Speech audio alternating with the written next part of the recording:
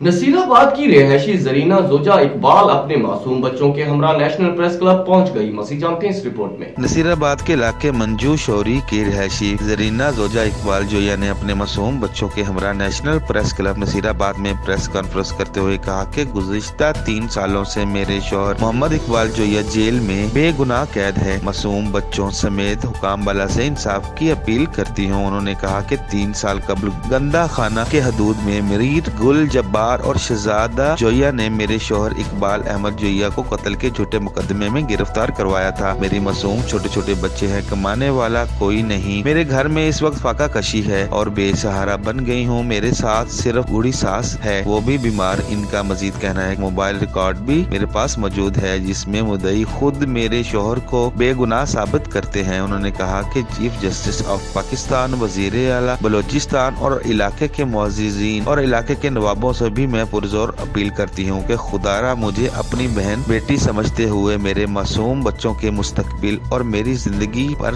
तरस खाते हुए मेरे शौहर के साथ इंसाफ करके इन्हें रिहा किया जाए।